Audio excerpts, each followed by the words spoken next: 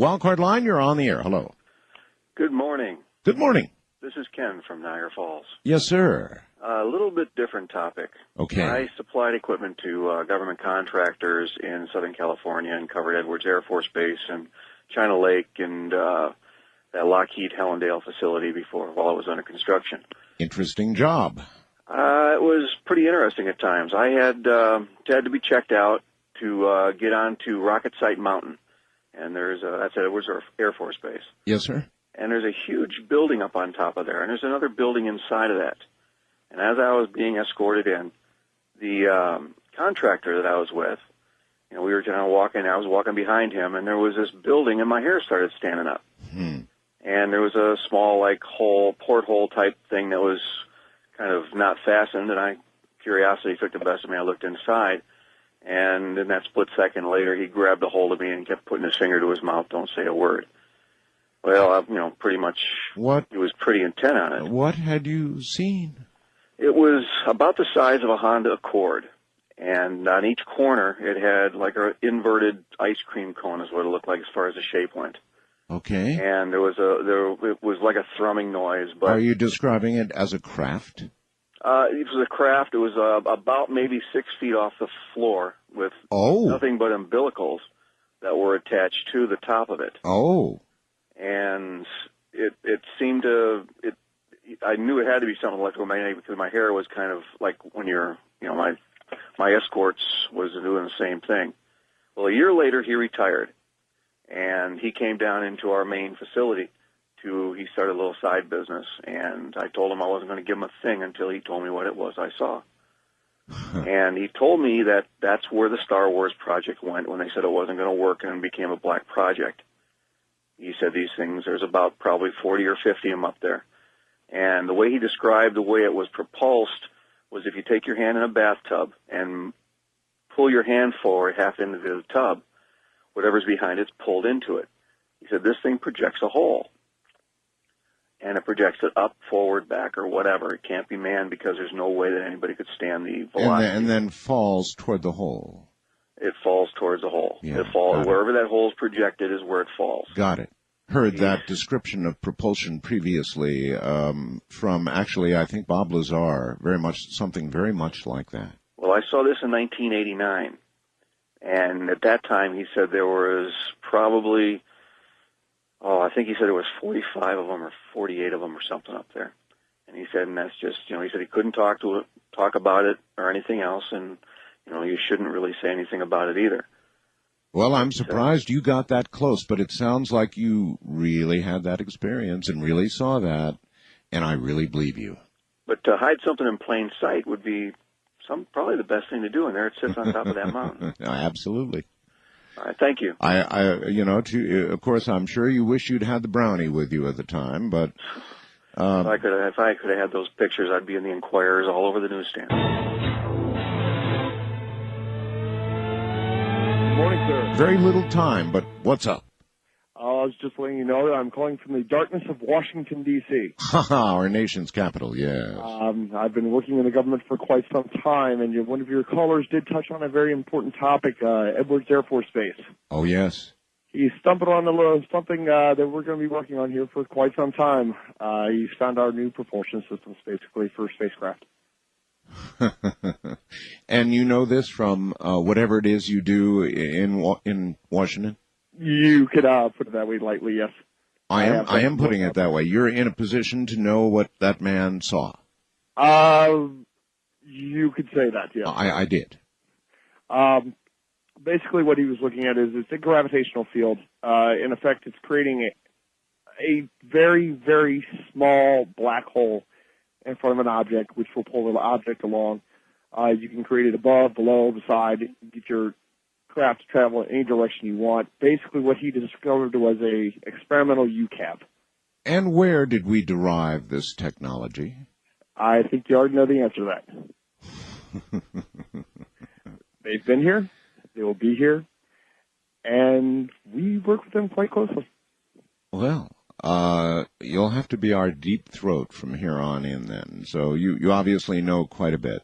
I will definitely check in with you periodically. All right. Deep throat, you are hereby dubbed. First time caller line. You're on the air. Hi. Hello, Art. Hello. Hello, my name is Aaron. I'm a police officer in Ohio. Aaron, and a police officer to boot, huh? Yeah. How's policing how's everything in Ohio? Good so far, but I got a ghost story for you. Oh. About 4 o'clock in the morning one night, I got a call where there was an active burglary. And on my way there, I also hear that the resident has shot some shots into the basement because the person was trying to knock. The basement door is in their bedroom and was awoken by some pounding and somebody trying to get into their bedroom. And so when I get there, they say that they hear somebody run out the door. Well, the door never opened at all. And so I start searching around the house. There's no signs of forced entry, no sign on the doors, no broken windows. Go inside. The resident's got his gun still pointed towards the basement door. He's afraid something's going to come running out of there. And my backup arrives, and we start searching the house. Go downstairs, and there's a blood pile on the basement floor. Oh. And when we collect it and send it off to the crime lab, the DNA comes back, and they cannot identify the DNA at all. Oh my goodness, really? Yeah. They couldn't identify the DNA. Now you've got my attention, my friend. Yeah. You've got my attention. They couldn't identify the DNA, you mean even as human or animal or anything? No, it was just a blood pile, maybe about 4 inches long, 5 inches wide. Just piled up, probably about an inch thick. And bottom of the basement. And it wasn't. They could not identify it as human blood, animal blood, anything like that. What? But they were sure it was blood. Correct. What's been done with these samples? That I don't know. So, but the resident swears up and down that somebody was in their house. We went down and checked all the doors. Everything was locked, bolted, and criminals usually don't lock the door on their way back out. Oh no. So, there was no sign of anyone ever being in there. Nothing was gone. Nothing like that. They have dogs, and the dogs were quivering in a corner just freaked out. Oh, that's some story. I sure would like to get my hands or have, a further look into what would be blood but not animal or human. I mean, that really is intriguing. Yes. Well, what's really intriguing is there's no other sign other than that right there that there was anything in there. Yeah, but that's quite a large sign. Correct. That something was there, that much blood. I mean, right. How much blood would you have estimated that to be? Well, like I said, it was about 4 inches long and about 5 inches wide and about an inch thick. That's quite a bit of blood. Yes, it is. But there's no way that anybody could have got in or out.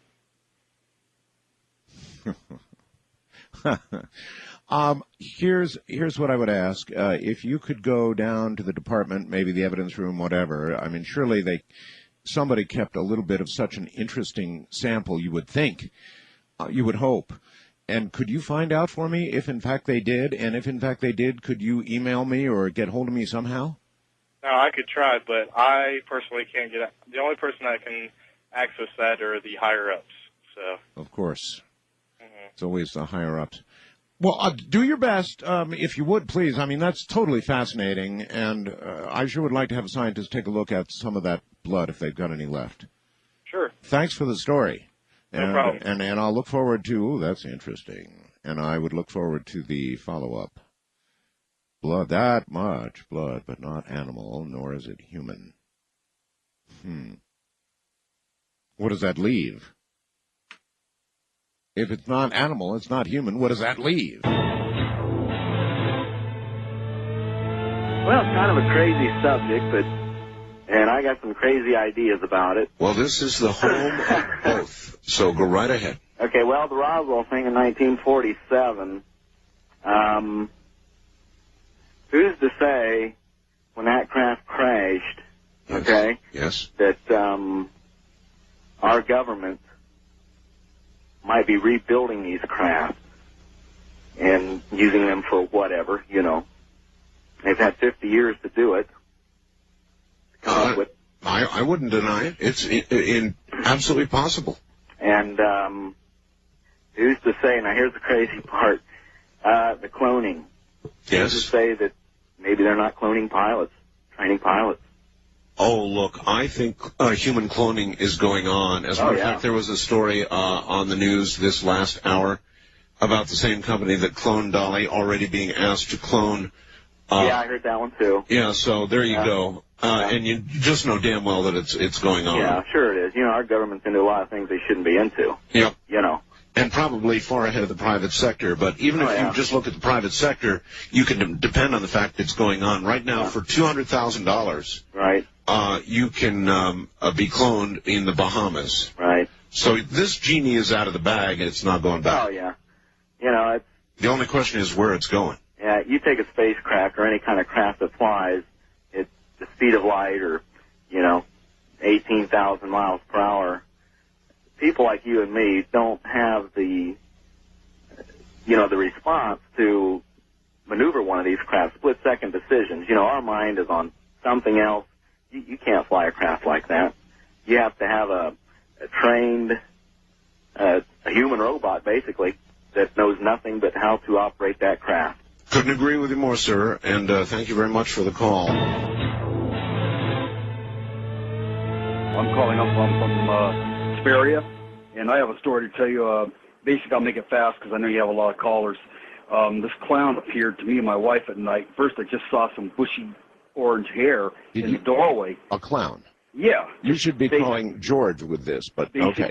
Basic clown. I hadn't seen it, so I know that my mind wasn't in that mindset at all. And then it just stood in the doorway, and it had the big shoes and a half moon and star kind of a configuration on its outfit. Yes. Then it moved over to where my wife was, and it just stared at her. About this time, my heart started racing. You know how it does, and the adrenaline starts rushing, and you start kind of panicking, and I said, I'm not in my right mind. I was even saying that to myself. I'm going to go see a doctor tomorrow. This is what I was thinking to myself, because I'm crazy.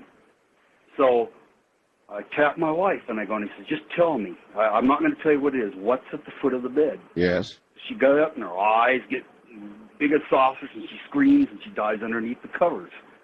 And I asked her, what did you see? And he said, there's a clown at the foot of the bed.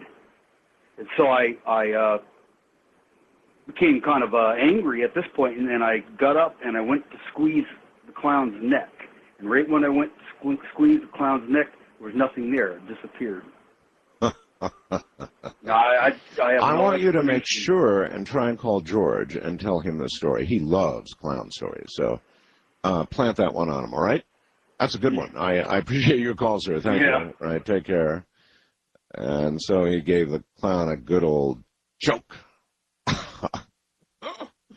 That is indeed kind of a weird story. What do you make of all this? These things that happen to people that we're hearing on the air. These things that cannot be explained, these things that, I don't know, you say, well, they're as crazy as a loon. But, these people are not. I mean, in this case, we have 2 witnesses. So what was that? An apparition? Spirit? Something manifested from his own mind or that of his sleeping wife? Well, who knows?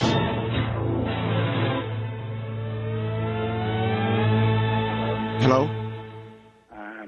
I'm calling from the U.S. That's all I can say. All right. A few months ago, I had one of my tech sergeants call in. He was guarding faculty, if you will.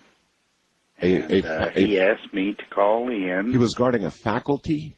Let's just say he was guarding something that you guys are looking for. And he convinced me about 2 weeks ago to call in. I'm his commander. I'm post commander of this faculty. And it took me a while to get on with you guys, but here I am. You keep saying faculty. Do you mean facility? If you will. Okay. And what is it that your facility does? Well, let's just say I'm looking at something right now that wasn't made in this world. Well, all right, then why don't we go ahead and why don't we go ahead and describe it, whatever it is, or is it beginning to take off as we speak? I hear some weird noise. 1979, order came down to terminate an unidentified flying object. We terminated it. All life was hunted down and terminating within 24 hours as per the order. And we recovered what was left of the craft. And my superiors, if you will, well, let's just say it's about 280 foot long, probably about 150 feet wide, and there were 17 occupants on board, and it was deemed fit for the human race that we exterminate with extreme prejudice. The life forms on board. We, with the technology that we had at the time, we froze what was left of the occupants on board. You froze them? We froze them. But I had one of my tech sergeants call in a few months ago. Yes. I believe he talked to a George Norrie. I believe that was his name. That's the information I have, yes. And they told him to go to a public library, try to get in contact. I kind of dissuaded him from that. I said, we don't need to do that. Like I said, this is something I think that the people need to know about, and it's come high time that we all realize that there's life out there elsewhere. A lot are good, but and you are guarding it. Well, I'm in command of this whole facility. I see. And about, I guess it was 19 months ago, we gave the president a new briefing on the project. You did. President Bush. We have a $17 million budget on this base. Yes, would that be President Bush? Yes, it would. Uh-huh. We gave him we told him that we were asking for an additional $24 million a year, and he told us he was cutting our budget by half. Oh, not a good idea when you got a big secret like that. Well, not just that. The reason we terminated these people was the total amount on board, and in order to terminate them, which we ended up doing, we ended up losing about a quarter of our people, which is, I'm not going to say, but it was a lot of people. Well, we so you terminated with extreme prejudice. In other words, how did you kill them? I can't say. Oh, yes, you can. No. How did you kill them? Big whack over the head or what? Well, let's just say that how we killed them would offend a lot of people. I won't go no further than that. We ended up taking them out. You reached down their throats and yanked out some vital alien part. Sure, if you want to say so. You know, I'm not sure I'm buying all this. You understand that? Oh, I understand. I mean, that's mass, for one thing, that's genocide. Why did you kill them? Well, let's just say the way that the way they took out our people so quickly and so efficiently. Yes. We used 2 tactical nukes to bring down their vessel. 2 tactical nukes. Now, don't you think that we would have noticed that? Oh, yeah. Did you hear the little thing I read from Thomas in Canada? The government is lying about Osama, terrorist threats, nukes, 9/11. Yes, I did. So forth, because they need to put fear into the people. Are you in general agreement with that? I am. I think that there is a use of fear, and the entire war on terror is nothing greater than the anomalies in the way that they scrutinize people at the airports. It's not an effective way, and we still have huge holes. And of course, we have massive holes in our border, which pales in comparison to... or the airline problem pales in comparison to how many terrorists can walk across the border with loads of explosives. You mentioned Roosevelt and the attack on Pearl Harbor. You have mentioned that you think our government's lying to us about Al-Qaeda and the whole business. Let's test it a little further. Do you think the government lied to us about 9/11?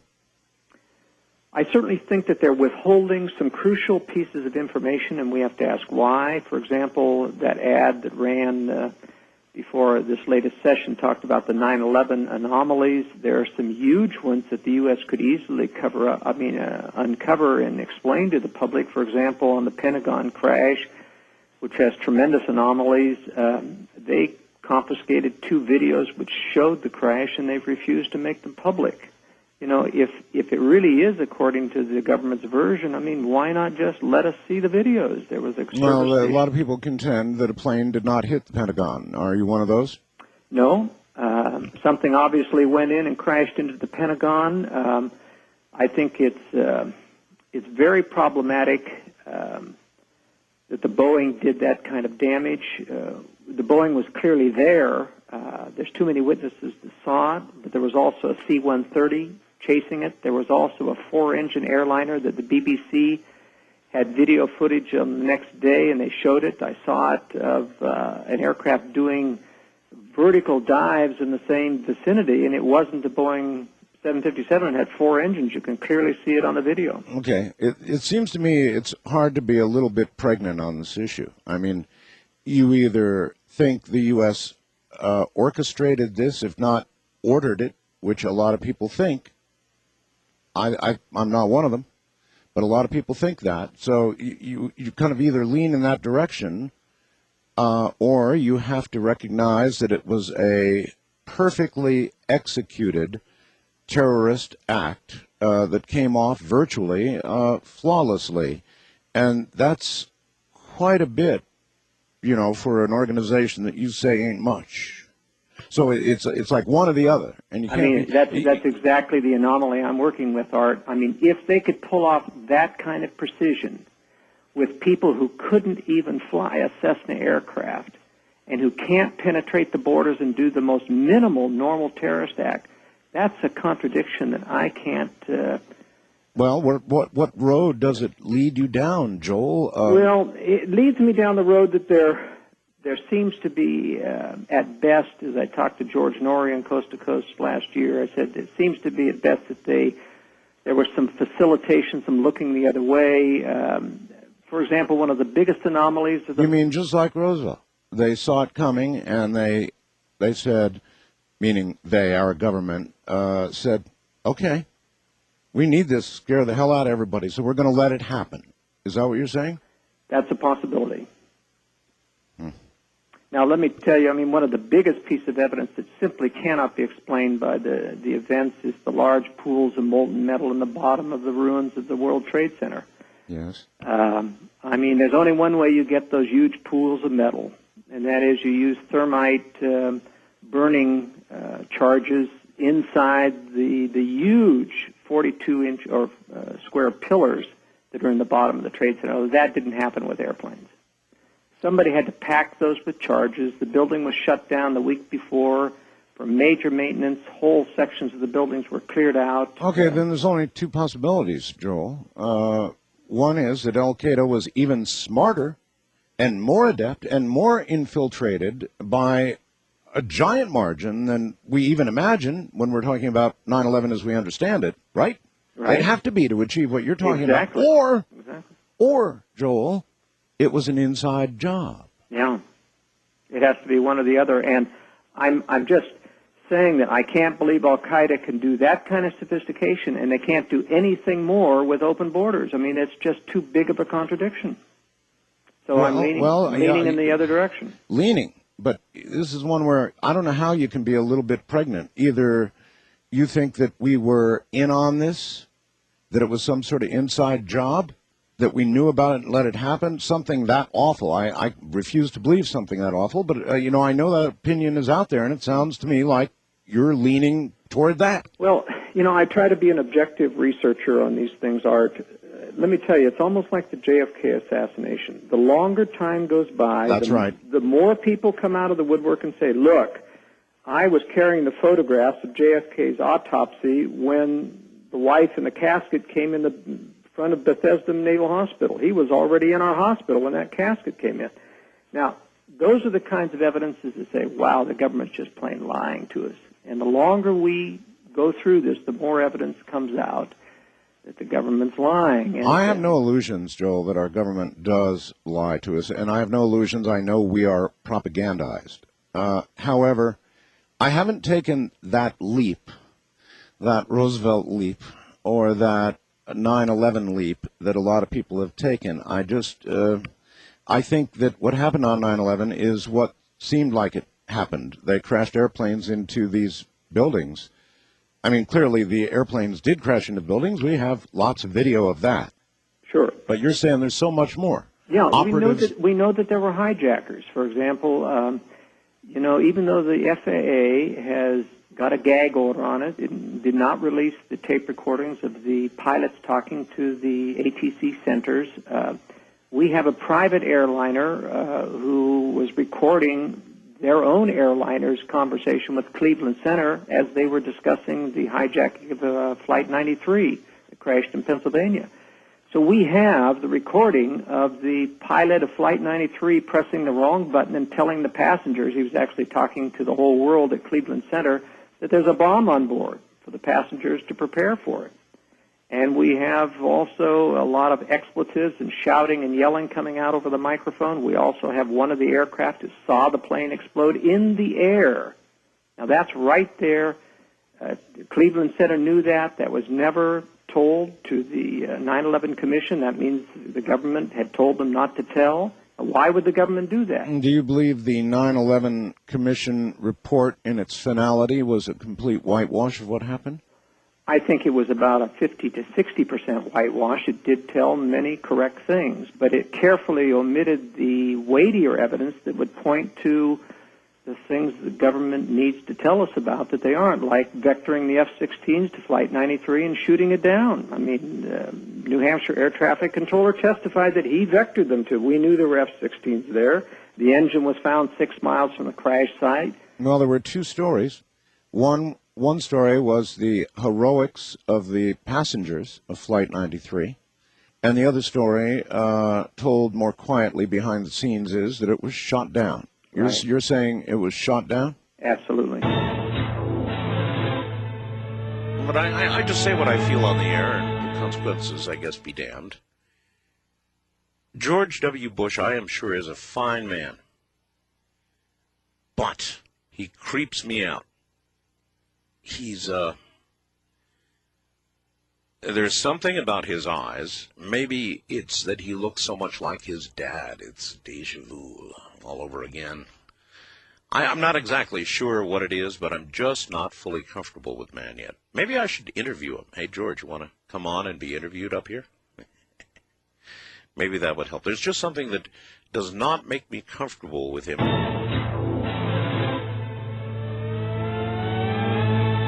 Hey, Art, let's talk about the NRA. All right. I received a letter a couple days ago, and wait a minute. Have you called before? You have. You're not allowed to call again on this line. I've never called before. Oh, you've never called before? No. Oh, okay. All right. Anyway, the NRA. Yeah, I received a letter a couple days ago, and I got to reading it, and the content made me, as a member of the NRA, kind of look like an idiot. You know, it's almost like they're afraid to say, to come out front with members and tell us exactly what's going on. They run about things, and it's difficult to explain, but they don't treat you like a grown-up. You know what I mean? No, I don't. Exactly what did it say that made you feel like an idiot? Like I was friends with a guy named Jim Baker, and I've never even met him before. What? Yeah. Oh, you got a letter from the NRA saying you were friends with Jim Baker? Absolutely. Who's Jim Baker? I don't know. I'm not exactly sure. But anyway, the letter... This sounds a little too strange. Why is that? Well, because why would the NRA write to you about being friends with anybody? Okay, I'll fax you the letter then, Art. I've got your fax I'm number. just asking you a question. I'm not exactly sure why. But anyway, the letter goes on and continues to say some of the stances that the NRA, the upcoming legislation that's coming as far as the Senate and the House. Yes. And and that's all straightforward and stuff, and that they want my contribution and things like that. But it was just the beginning of the letter just kind of struck me as it's just like an eye catcher. and I was really disappointed in that. I like everything else about the NRA. I'd like to see LaPierre come on your program, but I think until they start treating their membership with letters, like these, you get these doomsday letters, that when they start treating their membership like grown-ups, like I disagree with you. defending their Second Amendment rights. All right, I get letters from the NRA all the time. Well, read them. I do. And I have never seen anything of the sort that you're talking about, but I'll tell you what, you go ahead and fax me that. I shall. All right? Thank you a lot, Art. Right, take care. I'll take a look. Hi there, you're on the air, Coast to Coast AM with Art Bell. Hello? Hello? Hello? Yes, hello. You're on the air. This is your moment, so. Who or what runs the universe? Who or what? Is there a plan behind the daisy, the hummingbird, the whale, the world? Who created the eye in primeval darkness? I've been listening on the phone. I've been on the phone since the last 3-4 calls. Well, who are you tell me, who are you talking to when I picked up the line here? What do you mean, right now? Yes. I'm talking Art Bell right now. No. When I picked up the line, you were chattering away to somebody, not me. Who was that? What do you mean, you've been on the line? No. I know what you mean. No. But when I picked up the phone just now and said, "Hey, you're on the air," you were chattering away to somebody at that moment. No, because I've been on the phone with your last 3-4 callers. I've been.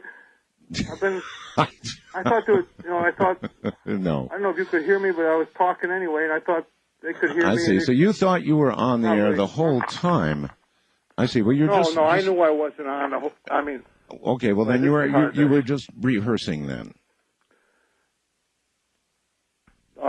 I don't know. You're putting me on the spot here. You were talking to yourself. Fine, sir. Go ahead. What is it you want to say?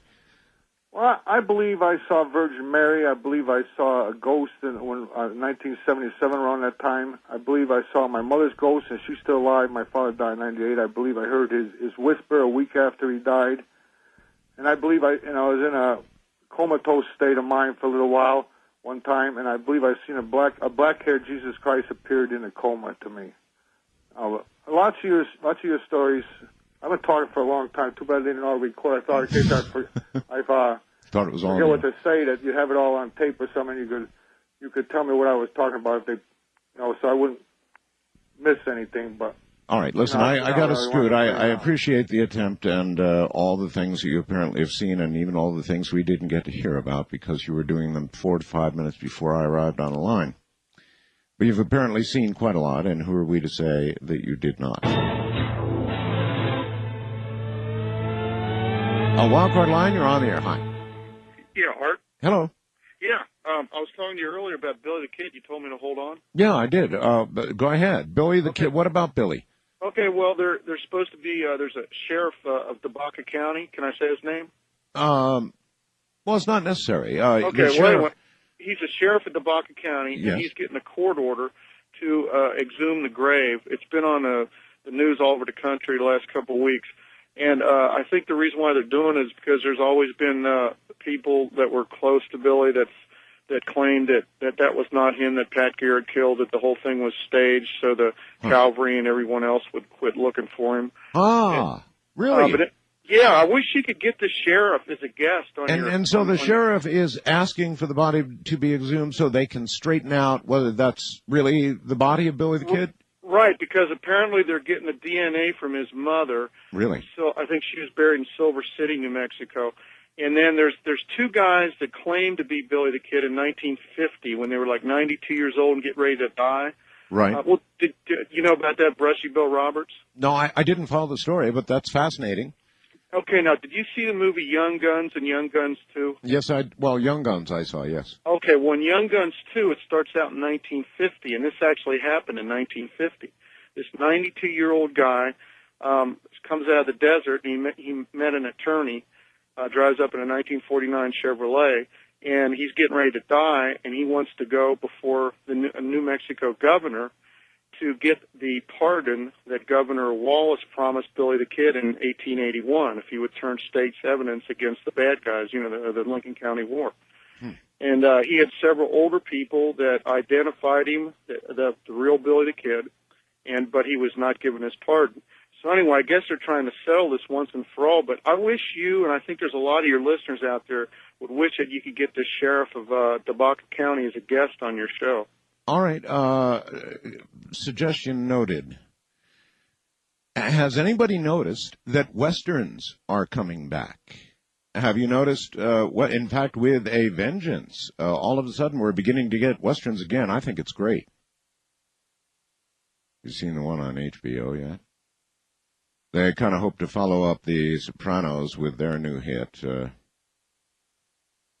Oh, gosh, what's the name of that? Ramona's going to come in, rushing in here any moment now and tell me. At any rate, Westerns are definitely... What was that? Yell that again? I get a yell 6 seconds later, you know. Yes? Deadwood, thank you. That's the HBO hit, Deadwood, and I've yet to decide about it. There was a fair amount of gratuitous violence in it. However, there was a fair amount of gratuitous violence in Deadwood. We have a unique history in America, don't we? With our Old West. There is, I suppose, the samurai warrior in Japan might be a parallel of sorts, but I mean, it is certainly our American Wild West, and Deadwood was right in the middle of that, does have a very, very unique history. And of course, I'm in the Old West right here, in gold mining country, actually. Before this experience, I was agnostic and probably more atheist than agnostic. I lived in L.A. in 1980, in Manhattan Beach specifically, and we had a party around Christmas, a few days before Christmas, and the easiest, quickest way to get to Linwood, where the party was straight down Imperial Highway. Well, if you go down Imperial Highway, you go through South Central L.A., which is a pretty rough part of town. Sure it is. But I left during the day, so I wasn't too concerned. But when I left, there was a little bit of fog in Manhattan Beach, not much. I drove all the way there, no problem, went to the party. Left about 2, and it was the thickest fog out that I'd ever seen. I've lived in Frisco, up and down the coast. I mean, you couldn't see 20 feet in front of you. Been there, yeah. Yeah, so I pulled in this restaurant parking lot and sat there, going to kind of wait it out, I guess, and it wasn't going to go nowhere. So I took off, and I'm going down Imperial Highway, and it was, you're doing like 20, 30 miles an hour. There weren't too many cars on the road, but I was following one, kind of following his taillights, and then he pushed on his brake lights, and I noticed that there was a red light on, the stoplight. Mm-hmm. So I'm sitting there, and I noticed a little movement in the rearview mirror, and then I looked over suddenly to my left, and there was a guy standing there, and he had a blue bandana around his face, and he looked at me, and I was, oh, boy. You mean like a highway robber? Yeah. And he says, yeah, can you give me a ride? Oh. And I said, sure. And I'm thinking, well, as soon as he gets in front of me... Excuse me, you said sure? Sure. A guy with a bandana on his face, and you say sure? Well, what are you going to say? Oh, well, all right. So then about that time, he reaches in and shot me right in the chest. He shot you? Well, that's why you don't let people with bandanas in your car. He didn't get in the car. He just said that for whatever reason. He just said that and then he shot me. And it landed right under my heart. The bullet. Blood started going everywhere. So by this time, the car was gone in front of me, and I took off, and I was trying to remain calm. I didn't want to go into shock or anything, and I'm thinking, wow, blood just splitting out. And I made it. I was going to try to make it towards home. I'd have never made it. But I'm driving down the road, and you know all these signs that say emergency room that you never pay attention to? You were seeing them. Yeah, you were paying attention. Well, not really.